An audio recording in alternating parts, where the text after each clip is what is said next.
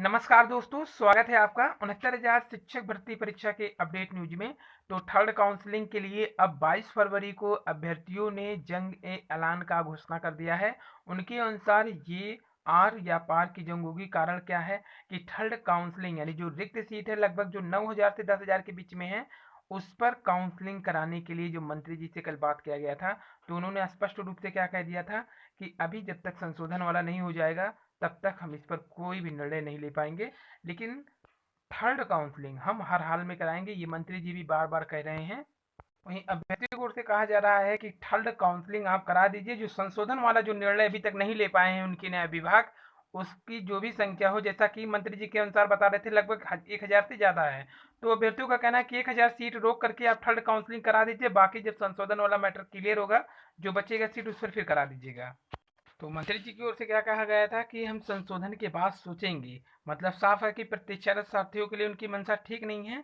इसलिए legal team की ओर से कहा गया है कि आप लोग लखनऊ अवश्य आइए।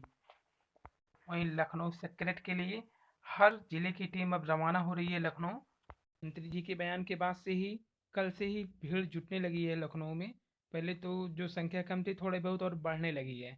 कारण क्या है कि अब अगर यहाँ से बैग जाते हैं तो भी नुकसान होगा, लेकिन अगर यहीं पर टिके रह जाते हैं धरना में तो कंफर्म है कि थर्ड काउंसलिंग के लिए झुकना होगा। क्योंकि जिस हिसाब से मंत्री जी बयान दे रहे थे, दबाव में साफ दिख रहे हैं कि जिस हिसाब से आंदोलन हुआ है, असर भी उसका दिखने लगा है। देखिए, मीडिया का भी अच्छा खासा सपोर्ट मिल रहा है थर्ड काउंसलिंग के लिए। तो यहाँ पे देखिए अभ्यर्थियों की ओर से क्या कहा गया। वहीं टीम ने ये भी कहा है कि जब नियमावली में यह नहीं लिखा है कि वेटिंग लिस्ट जारी होगी, तो नियमावली में यह भी नहीं लिखा गया है कि कैरी फॉरवर्ड होगा। तो जहाँ मंत्री जी कह रहे थे कि वेटिंग लिस्ट में, सॉरी, कह रहे थे कि जो वैकेंसी है उसमें नियमावली में नहीं लिखा गया है कि वेटिंग लिस्ट जारी होगा, तो उनके अनुसार ये तो नहीं लिखा है। तो अभ्यर्थी भी यही कह रहे हैं कि नियमावली में भी नहीं लिखा है कि कैरी फॉरवर्ड होगा। वैसे ये कैरी फॉरवर्ड वाला जो बात बोले हैं वो 22,000 की सीट को लेकर बोले हैं, ना कि थर्ड काउंसलिंग की सीट को लेकर के। उसके बाद लिखा उन्होंने कि हम वेटिंग लिस्ट की मांग नहीं कर रहे हैं, हम तो रिक्त सीट पर अगली नई सूची जारी करने की मांग कर रहे हैं। टीम ने ये भी कहा है कि फिर आप लोग इतना नेगेटिव क्यों हो रहे हैं, अपना कार्य प्रगति पर रखें, हमें पॉजिटिव रिपोर्ट जल्दी मिलेगी। अभ्यर्थियों को ओर से शिक्षा मंत्री जी से पूछा गया था कि 69,000 सहायक शिक्षक भर्ती का मामला, माननीय शिक्षा मंत्री महोदय, मैं क्षमा प्रार्थी हूँ, परंतु यह अवगत कराना अति आवश्यक हो गया था कि दिनांक 17/2/2021 को एससीईआरटी पर आपने कहा था कि आज तक बेसिक शिक्षा में किसी तरह की कोई वेटिंग लिस्ट जारी नहीं की गई है। परंतु मैं आपको अवगत कराना चाहता हूँ कि बेसिक शिक्षा मूल नियमावली 1981 के पॉइंट नंबर 17(3) में यह साफ साफ अंकित किया गया है कि जितनी संख्या में रिक्तियां होंगी उतनी ही संख्या में प्रतीक्षा सूची भी तैयार किया जाएगा। परंतु 69,000 सहायक शिक्षक भर्ती में किसी तरह की प्रतीक्षा सूची नहीं बनाई है। महोदय, आपको अवगत कराना है कि 72,000 सहायक शिक्षक भर्ती के काउंसलिंग में पद के 3 गुना अभ्यर्थियों को काउंसलिंग में मौका दिया गया था। यहाँ पर देखिए 69,000 में सिर्फ 69,000 अभ्यर्थियों को मौका दिया गया है। लेकिन जब 72,000 शिक्षक भर्ती की परीक्षा हुआ था तो वहाँ पर पदों के सापेक्ष 3 गुना अभ्यर्थियों को काउंसलिंग में मौका दिया गया था।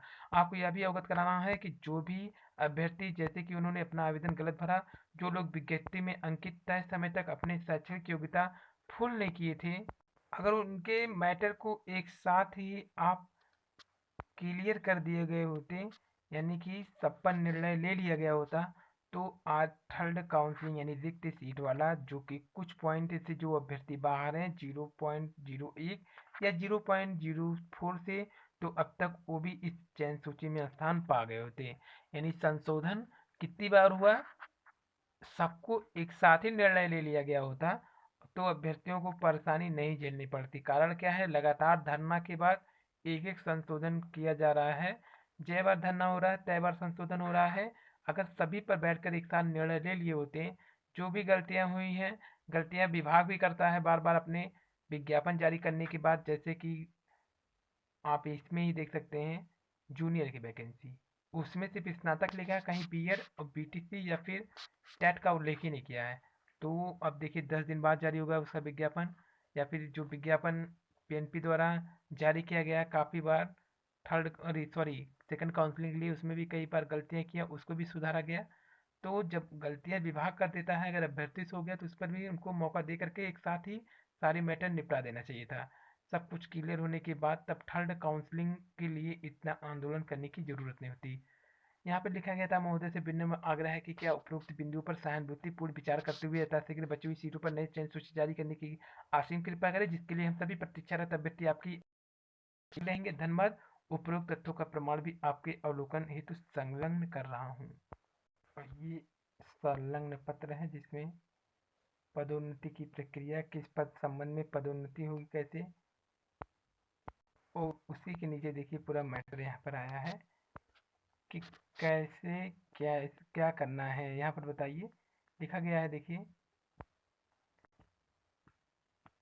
कि सूची नियुक्ति प्राधिकार द्वारा 6 में निर्देश है कि मौलिक रिक्त में अभ्यर्थियों की नियुक्ति समुचित सूची से की जाएगी। यानी कि जो सूची है उसमें देखिए यहाँ पे रिक्त अगर होगा तो उसमें नीचे वाले अभ्यर्थियों को भरा जाएगा।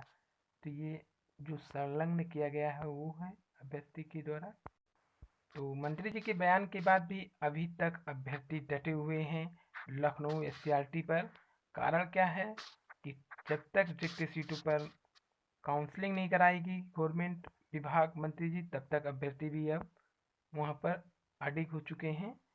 एक छोटी सी कहानी, हिरन की रफ्तार लगभग 90 किलोमीटर पर हावर यानी पर घंटा होता है, और शेर की रफ्तार देखिए कितनी होती है, 58 किलोमीटर पर घंटा।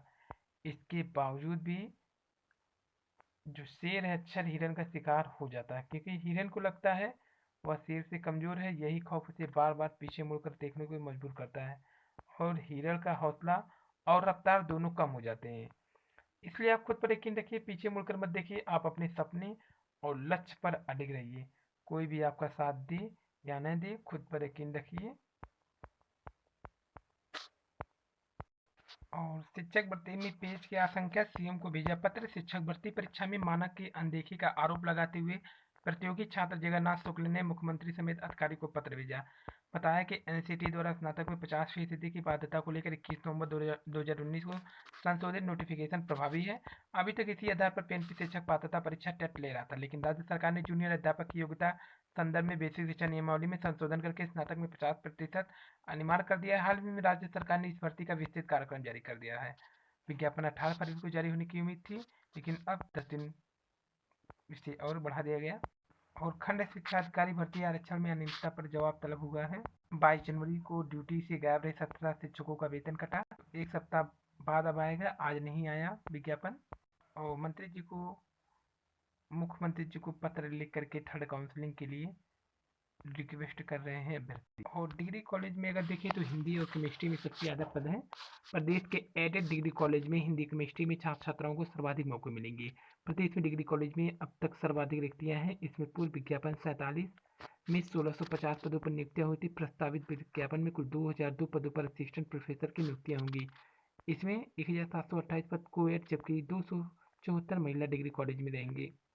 8 विषय ऐसे हैं जिसमें प्रत्येक में 100 से अधिक पद है, जैसे हिंदी 162, केमिस्ट्री 159, अंग्रेजी 133, ज्योग्राफी 142, बीएड में 113, राजनीतिक शास्त्र में 109, समाज शास्त्र में 102, अर्थशास्त्र में 100, फिजिक्स में 98, गणित में 96, प्राणी विज्ञान में 96, बॉटनी में 92, और वाणिज्य में भी देखिए 89, मनोविज्ञान में 66। इस हिसाब से कई विषय ऐसे भी हैं जिसमें 1 से 9 तक पदे हैं। जुलाई तक कॉलेजों को मिलेंगे अस्थायी प्रचार भी इसमें। और विश्वविद्यालय में प्रोफेसर बनने तक पीएचडी कराना जरूरी रहेगा। दिल्ली विश्वविद्यालय समेत देश भर के अन्य विश्वविद्यालय में असिस्टेंट प्रोफेसर से एसोसिएट प्रोफेसर और एसोसिएट प्रोफेसर बनने की इच्छा रखने वालों के लिए नौकरी पाना अब आसान नहीं होगा। विश्वविद्यालय में एसोसिएट प्रोफेसर व प्रोफेसर की सीधी भर्ती के लिए अपने दिन काम करने में एक सफल पीएचडी करवाना अनिवार्य होगा। तो अपने दिन में कम से कम एक पीएचडी करवाना होगा। यूजीसी ने इस संबंध में विश्वविद्यालयों को पत्र भी भेज दिया। यूजीसी ने जहाँ विश्वविद्यालय में शिक्षकों के पदों की रिक्तियों को भरने के निर्देश दिए, वहीं दूसरी ओर भी कहा गया है एसोसिएट प्रोफेसर बनने के लिए उम्मीदवार को निर्देशन में कम से कम एक सफल व्यक्ति को पीएचडी कराना भी होगा। प्रोफेसर के लिए अपने अधीन एक पीएचडी कराना अनिवार्य, यूजीसी द्वारा भेजे गए पत्र में किया गया उल्लेख। और थर्ड काउंसलिंग जल्द करवाने के लिए मुख्यमंत्री को लिखा गया पत्र। तो ये थी आज की वीडियो पसंद आए तो लाइक सब्सक्राइब कीजिए। थर्ड काउंसलिंग के लिए आप लोग लखनऊ में ज़रूर पहुँचिए।